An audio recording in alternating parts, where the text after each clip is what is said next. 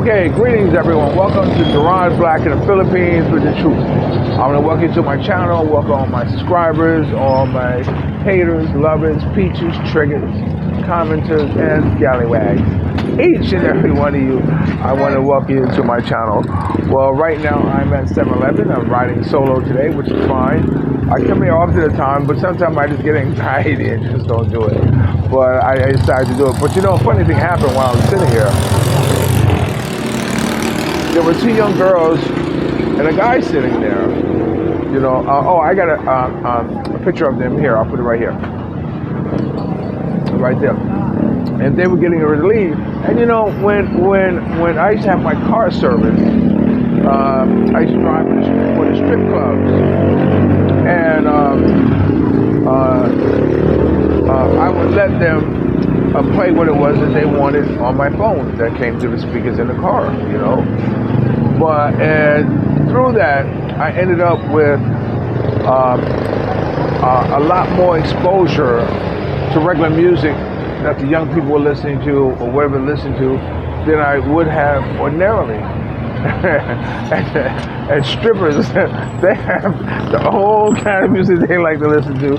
Often it has to do with probably some type of dance that they do when they're at work. You know, so anyway, they were getting ready to leave. So I said, hold on a second. I want to ask you a question. Can you do something for me? And you know, after I said hello to them and whatever like this.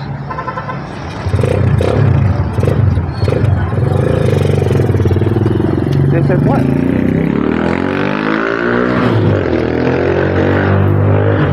I said, can you play 2 songs on my cell phone?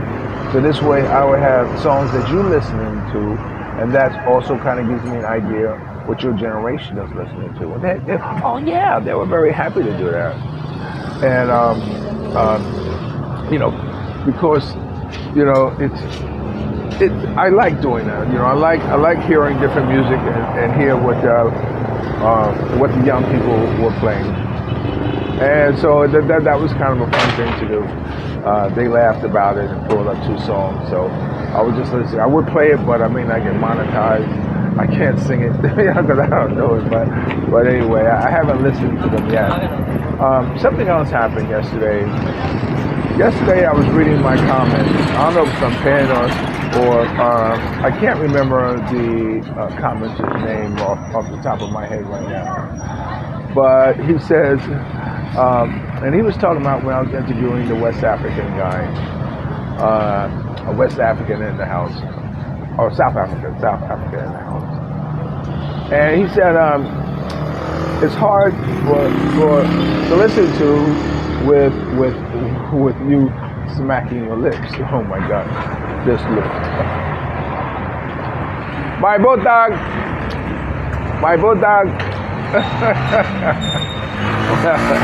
Well, it's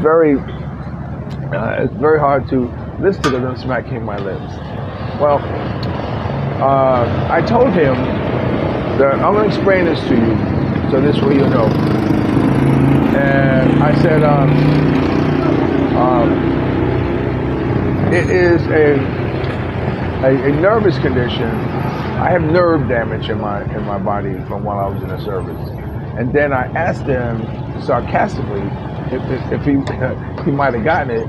You know, I texted him, well, you know, did you ever serve? You know, so anyway, so that's what happened. So, and I explained to them that I have a lot of involuntary movement. You know, you're just looking at my face because it's right here on camera, but you don't see the other involuntary movements that I experience throughout my life since what happened in the military. And yes, you know, it's disability. So every time you hear my lips smack, you should think I'm smacking $100, $200, $100, because they pay me very well for that smack.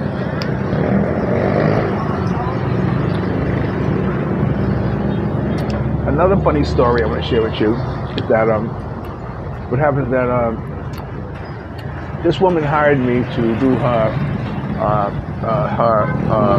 birthday party. You know, cover it. You know, get photographer, get videographer, and whatever. You know, because that's what I did. You know, event coordinator and put it all together, stuff like that. So this videographer who I hired, you know, him and I bumped heads. You know, this is when I had my magazine and all that stuff like that, or whatever. And you know, I don't know what's the best way, but we, you know, I don't know if he was jealous or what, but we had this kind of going on. Marco, how are you doing, brother? Good, you okay? Everything's good. Okay, I'm doing my blog. I'll ask you to come in, but I know you don't do blogs. Okay. You know, that's one of the owners of one of the restaurants in the area. So anyway, so we go into the assignment, and I'm shooting it with like this. And, you know, I have a mic and I'm holding it, you know, to the people I'm interviewing here like this, you know, just like downtown, you know what I'm saying, like this. And so when I got the footage, I saw that a lot of times when he was doing that, you know,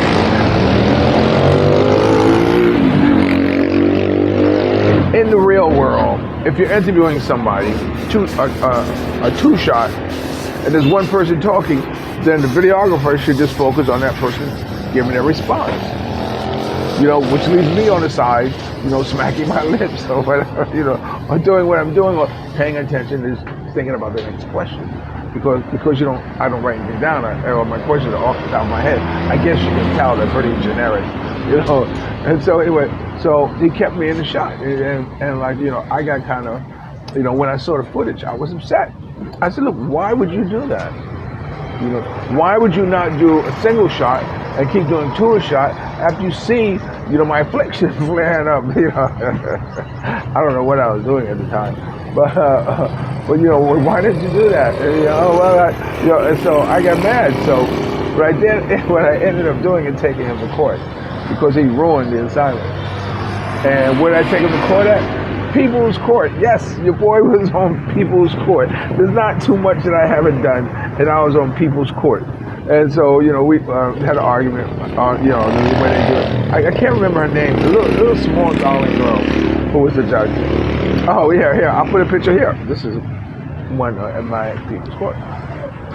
So anyway, so I explained to the judge that he put me in an unfavorable light. You know, I hired him as a professional. He should have did the job as a professional. But to make a long story short, I lost. But I was on People's Court, you know, and the whole idea was because how he did the shooting and was mocking me, I think, about my affliction.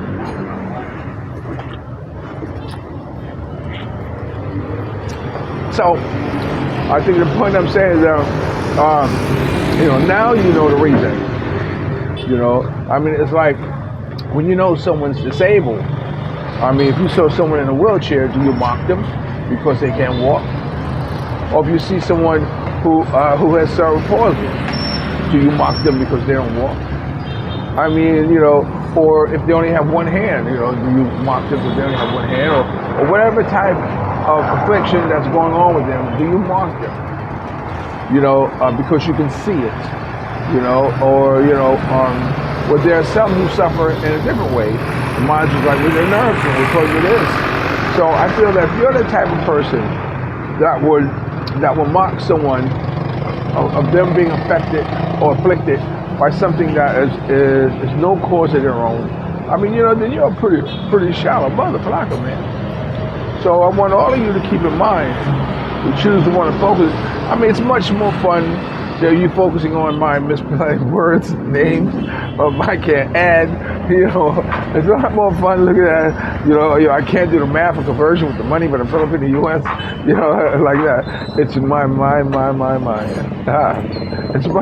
It's much more entertaining for you doing something like that, okay? But anyway, so that's the name of that story, you know. So other than that, you know, I bought chicken, and we normally buy chicken heads for the dogs. So I bought maybe about 4 kilos of chicken heads. And when I got them home, you know, when I got to the gate, I smelled something. you know. But you know, I looked around and tried to see what was dead or something like that or whatever. There was nothing. But then when I took the chicken heads inside, Mia said, "What's that smell?"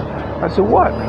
She said, "They're bad." And I said, "Oh wow." And let me tell you, to have 4 kilos of rotten chicken heads is not the most pleasant thing to have. You know.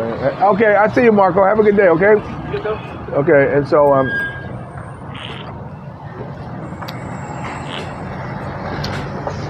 you know, so it's not the most flattering thing to have. I mean, the most, you know, whatever thing to have, you know, a dead chicken head, you know. So I got to take them back this morning.